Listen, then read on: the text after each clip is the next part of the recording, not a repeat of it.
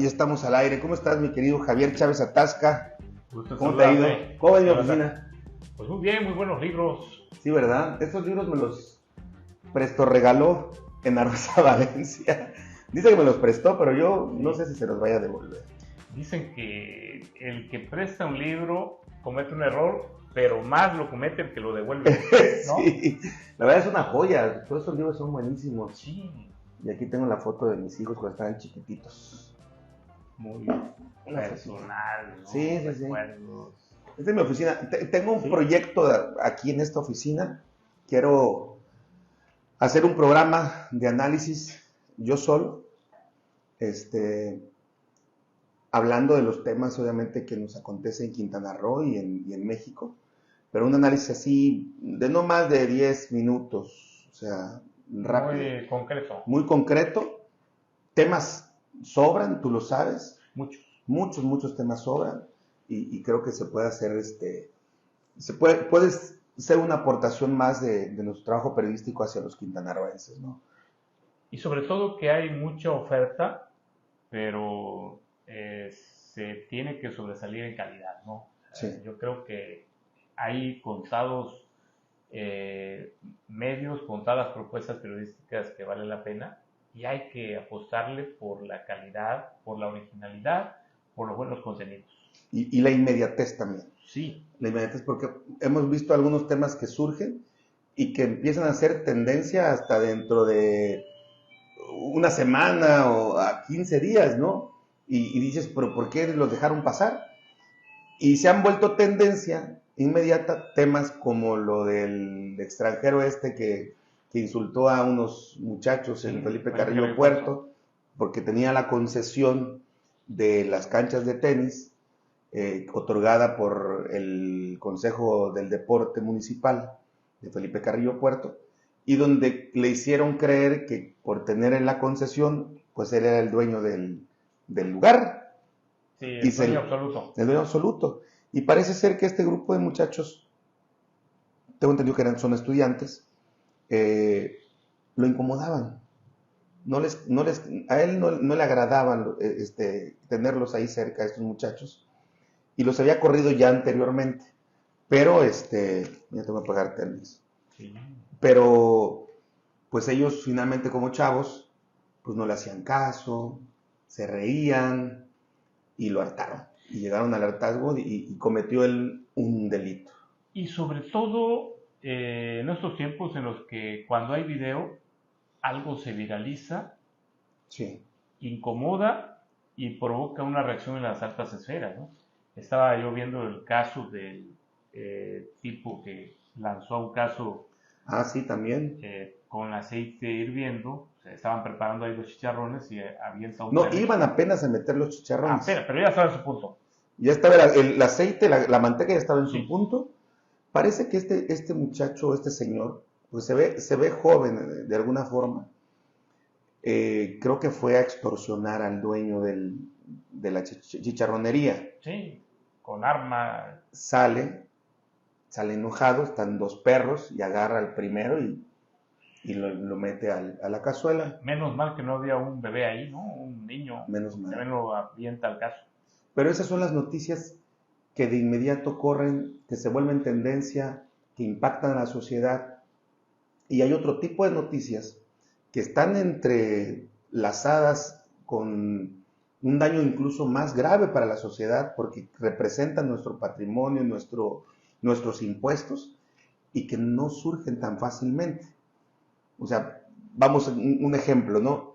Cuando fallece Marciano Zulcamal, que a mí me informaron que falleció el 2 de marzo, si no me equivoco, no me acuerdo el mes, pero fue un 2 y lo dieron por muerto hasta el 4. Y que según me dicen que esta estratagema se usó para que pudieran firmarse documentos que no había firmado Marciano y pues documentos que tenían la vigencia entre el 2 y el 4. Si esos documentos que tarde que temprano tienen que aparecer, tarde que temprano van a salir a la luz pública, si esas acciones no se dan a conocer con tiempo y forma, es porque no son evidentes.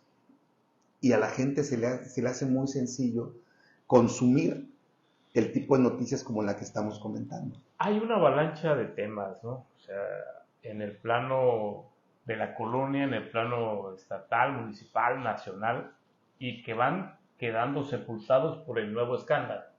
Sí. Y hay muchos temas que quedan a medias, que no se cierra el círculo. Hay muchos episodios, y tú lo sabes muy bien, ¿no? O sea, fluyen en las redes sociales, en medios serios de comunicación, y queda la interrogante. O sea, no se cierra el círculo. En el periodismo tradicional de hace 20, 30 años, era perseguir el tema hasta agotarlo. Hasta agotarlo, claro. Ahí acaba el tema. Y yo tomo este punto a colación, un tema que estamos platicando hace un momento antes de entrar al aire. Luis Gamero Barranco, que es subsecretario de gobierno con la gobernadora Mara Lezama actualmente, fue candidato a presidente municipal por Morena en el 2021. Apenas. 2021. Sí.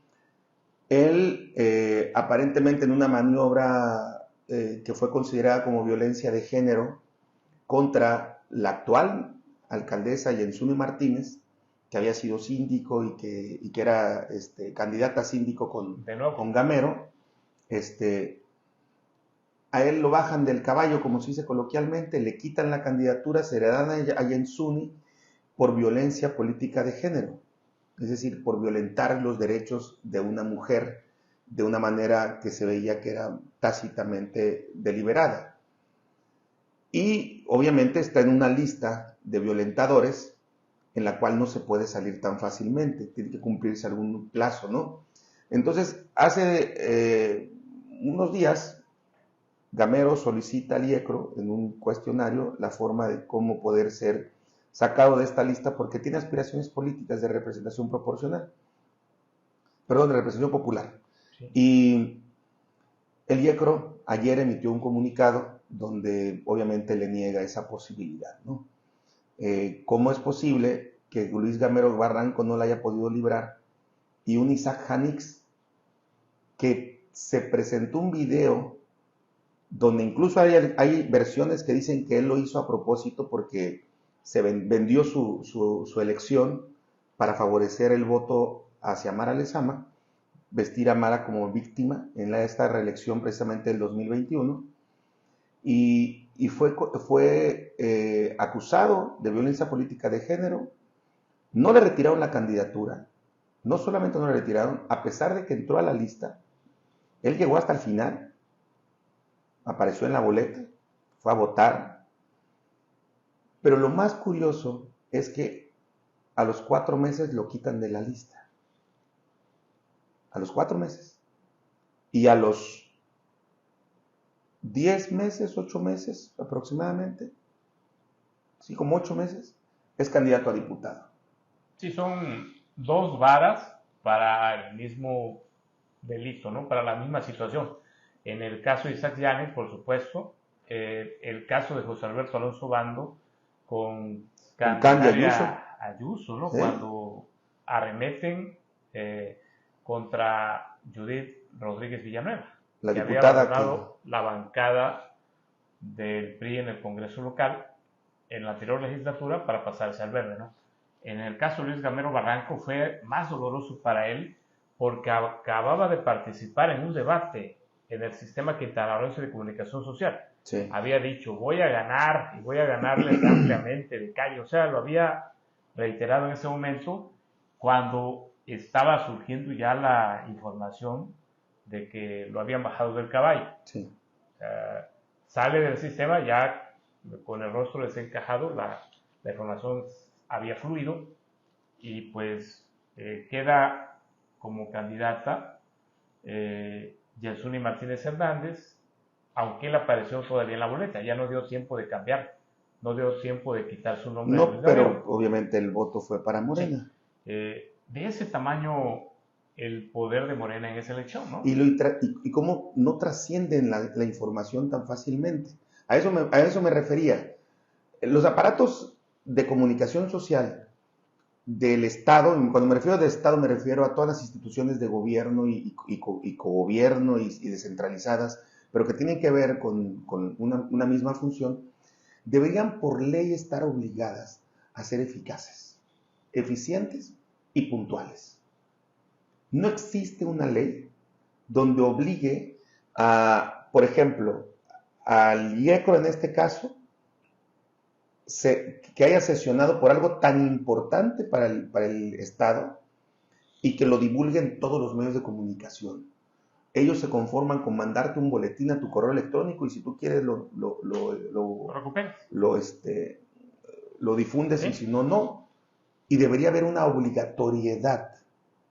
Eso incluso le daría la oportunidad a medios de comunicación, a todos, de todos los niveles, porque no te puedes ir solamente pensando en medios de comunicación convencionales que todavía se creen muy grandes y que realmente están más chicos que otros.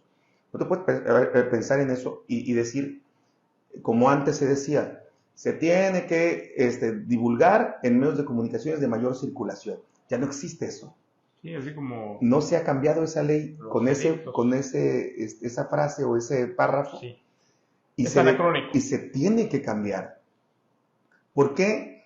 Porque debe haber obligatoriedad de comunicación social. Y al mismo tiempo eso beneficiaría, por supuesto, a las empresas de comunicación social en lo global, bien sea independientes, oficiales o lo que sea. Y al mismo tiempo eso beneficiaría a que el ciudadano se informe mejor. Porque este boletín, por ejemplo, del IECRO, no se ha difundido tanto. Y es una cuestión muy importante. Luis Gamero Barranco es subsecretario de gobierno, no puede ser votado, pero es funcionario público. Y es un castigo draconiano, y te voy a decir por qué. Voy a explicar mi punto de vista. Claro. Está en Morena Luis Gamero Barranco, y es subsecretario de gobierno en el equipo de Cristina Torres Gómez, ella es la secretaria de gobierno, en el gobierno de Mara Lezama. Es un hombre que está haciendo política y lo que tú señalas es correcto. O sea, pesa sobre él, pues ahora sí, el castigo, la espada, una espada claro. así sobre Luis Gamero Barranco, algo que le impide acceder, poder participar en política para ser electo. O sea, en este caso, no cursa su intención de ser de nuevo candidato a la alcaldía capitalina. Claro, él siempre ha tenido ese gusanito y lo va a seguir teniendo hasta que se lo conceda la ley, porque hasta ahorita no se lo concede, pero es lo irrisorio de la ley, ¿no? Sí. ¿Cómo te concede ser funcionario público y no te concede ser votado? Exacto, es ahí un contrasentido, algo absurdo, ¿no? Algo muy injusto.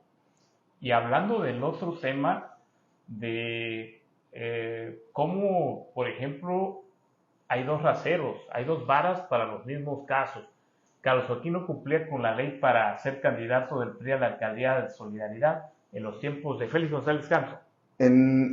Sí, o sea, fue en tiempos de Hendrix realmente, porque fue la elección del 2005. Ahí, en ese momento, ¿no?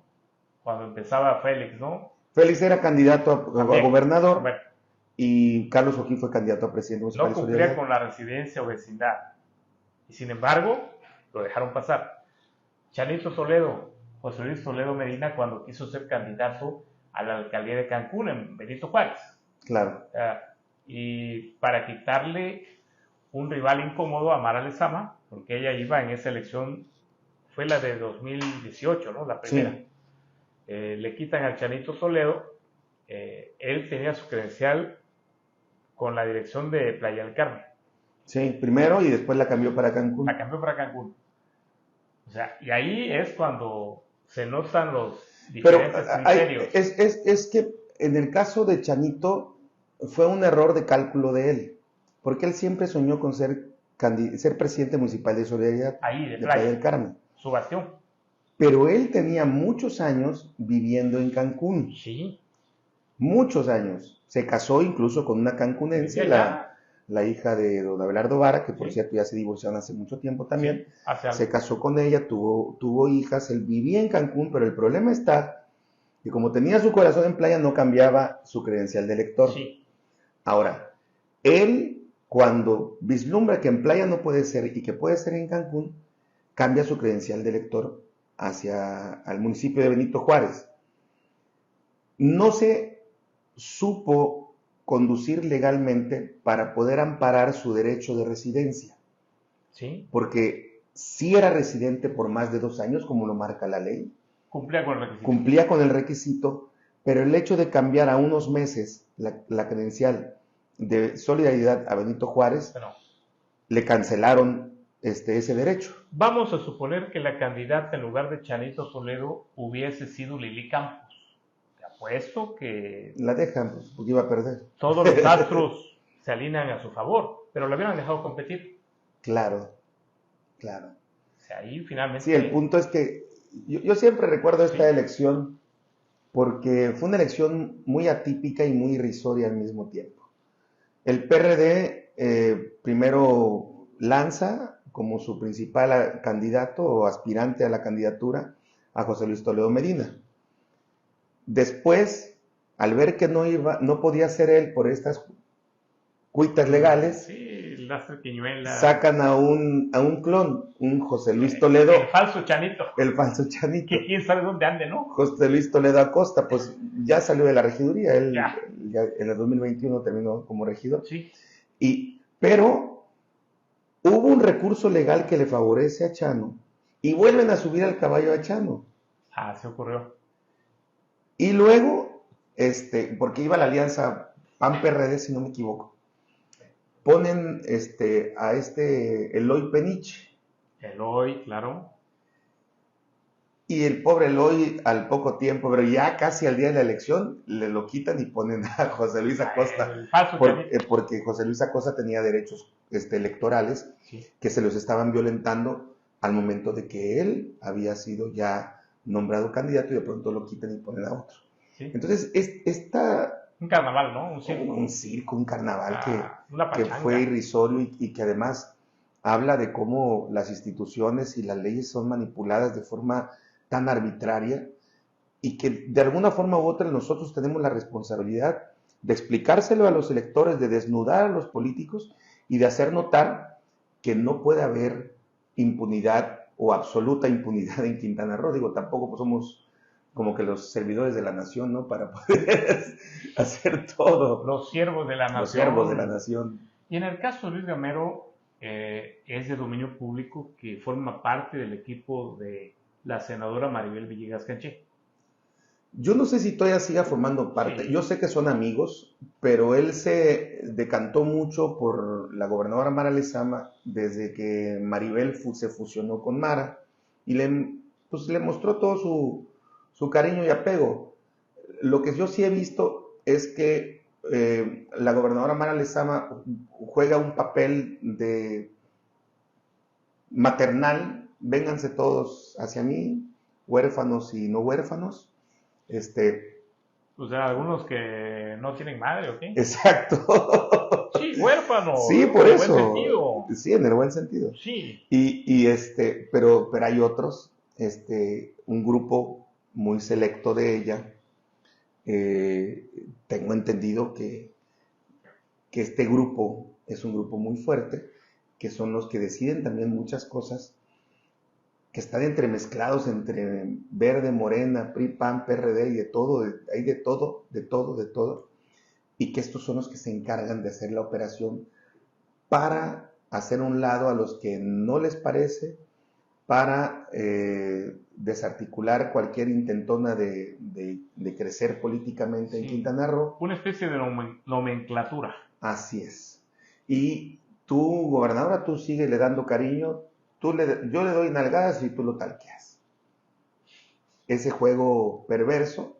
De la política. Sí, que tiene... Es la política. Que confunde a muchos, porque dicen, oye, ¿cómo es posible? Si a mí la gobernadora me trata muy bien. Sí. Si a mí la gobernadora, donde yo la vea, es más, a veces ella me ve de lejos y me dice, oye, ¿cómo estás? Pero no me dan cabida. Pero me están fregando a cada rato. Pues esa es estrategia. Esa estrategia en la que, pues ya vemos en el discurso, por ejemplo, ¿no?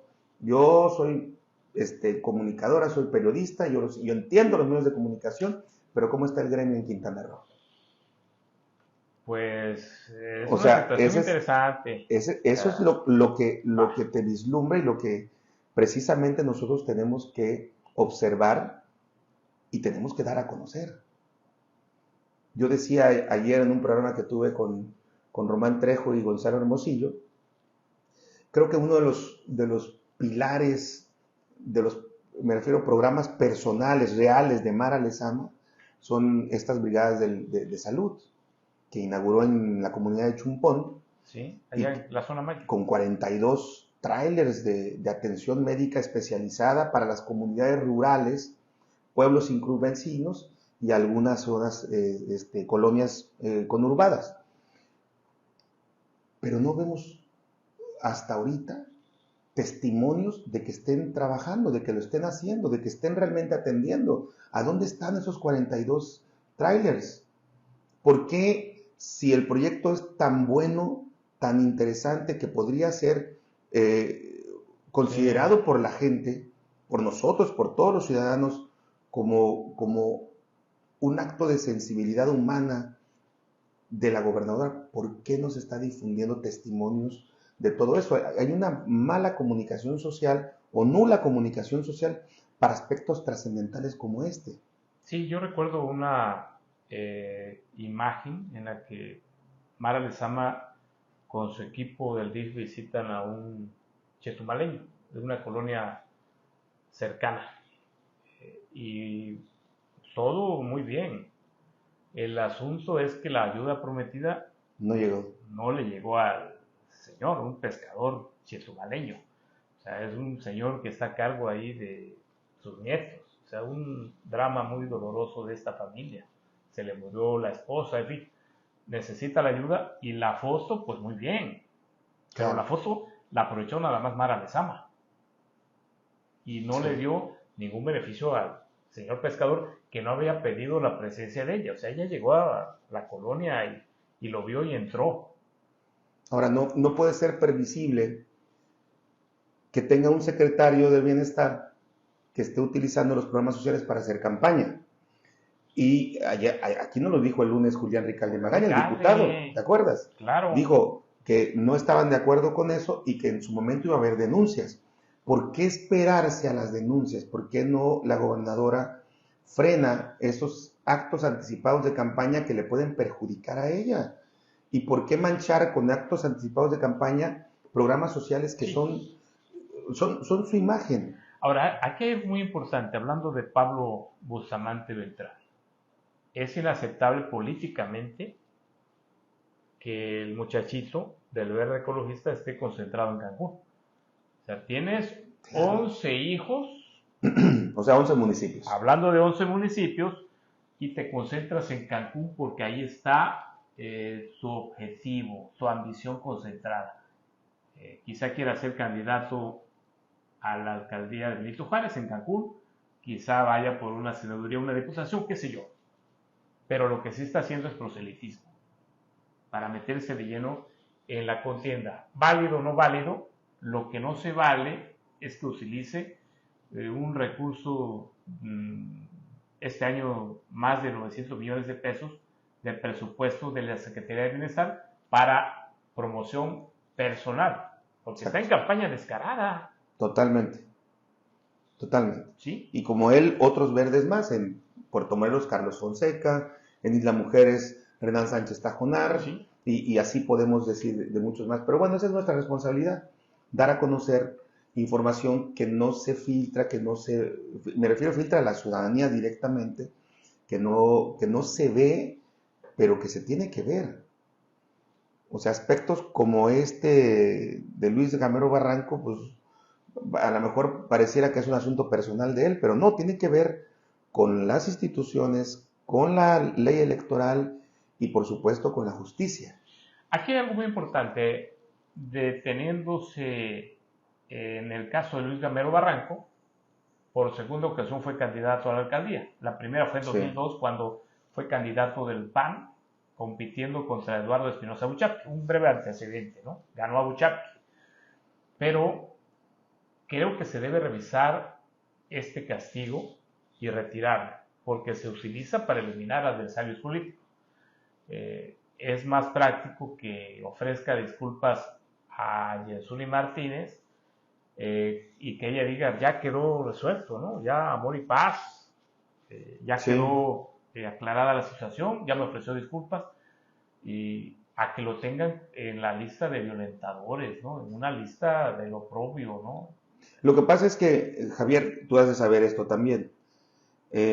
Las alcaldesas del sur, me refiero a Yonsuni Martínez y a Mari Hernández en particular, ellas saben que no gozan con la aceptación popular, la aceptación del pueblo. Ellas saben que no gozan con la aceptación de la clase política. Y saben y conocen y tienen documentado toda la información que hemos vertido en los medios de comunicación respecto a su actuar como gobernantes o su nulo actuar como gobernantes. Pero están confiadas en que Mara las va a reelegir. Y lo dicen en silencio, bueno, no en silencio, en voz baja y a gritos. Yo no tengo problema. A mí la gobernadora ya me dijo que me voy a reelegir. Ahora, aquí en ¿Cómo este puedes caso, fundar tu reelección en ese tipo de aspectos? de hecho, yo creo que ir por la reelección debiera ser una decisión que tome el alcalde midiendo sus riesgos. Si estoy bien y si tengo a mi favor todo para la reelección, adelante. Pero es obvio que responde a criterios políticos o más bien personales de Mara Lezama, y sobre todo la cuestión de las fichas, no tiene que ser hombre en tal lugar, mujer en otro, o sea, Sí. tienen que reacomodar, van en una coalición con el Verde Ecologista, se me olvidaba el Partido del Trabajo, saludos a los del PT, bueno, son tres y en ese orden, pero en este orden, observa, Verde Ecologista, Morena y Partido del Trabajo. Quizá en posiciones sea un 70% del verde ecologista en el reparto de municipios poderosos. ¿Tú crees que quede fuera el verde de Cancún? No, yo no creo que quede fuera el verde. Yo creo que el verde va a funcionar en un factor nacional. Los acuerdos nacionales se van a aterrizar con los locales, forzosamente.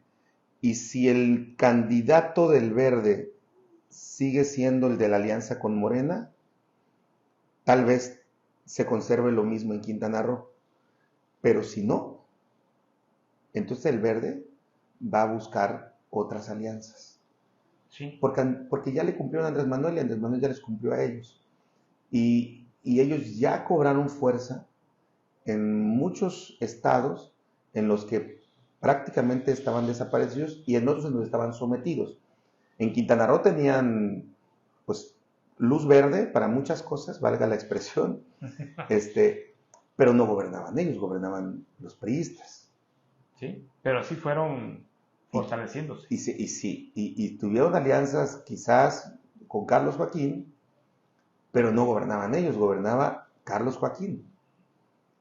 Y hoy tienen la oportunidad de gobernar ellos, pero no en lo absoluto. Ellos van por lo absoluto. Sí. Y esta es su oportunidad, esta elección del 2024 es su oportunidad para ir por lo absoluto en Quintana Roo. Y es la forma en cómo van a actuar, dependiendo de la negociación en el centro del país. Es un bloque, un grupo, un club que sabe jugar bien. Sí, claro. Es para sorprender, ¿no? El hecho de que hayan sido aliados del PRI, apoyaron a José Antonio Meade Curibreña, Sí, cómo no.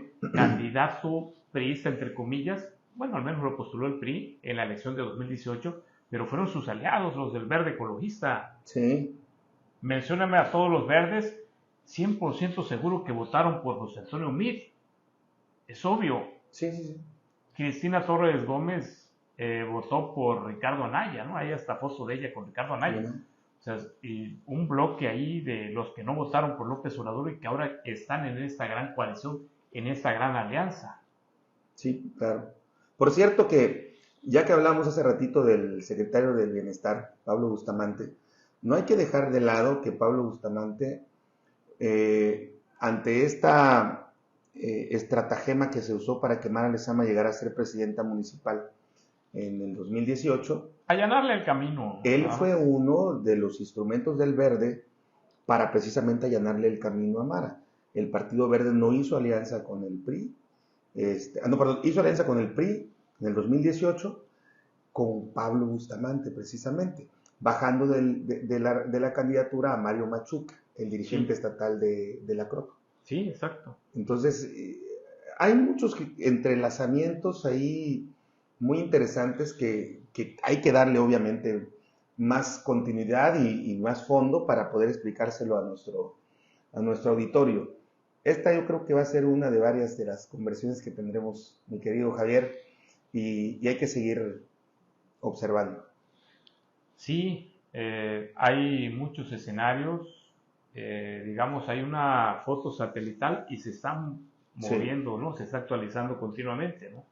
Es como una depresión tropical y evoluciona, tormenta, en fin, huracán. Yo cerraría mi opinión en este programa diciendo, hablando del mismo personaje con el que empezamos.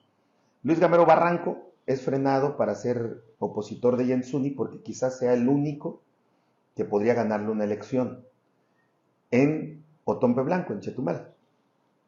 Lo mismo sucede en Felipe Carrillo Puerto. José Esquivel Vargas, mejor conocido como Chacmex, tiene 3 carpetas de investigación, 2 parece que están muy débiles, una parecería que no tanto, ha perdido amparos al respecto, y si siguen en camino esas carpetas de investigación no podría ser candidato. Y quizás él podría ser uno de los, o es el único opositor quizá que tiene por ahora Mari Hernández, a menos de que Paoli Pereira decida lanzarse a ser su contrincante. Ya lo fueron una vez.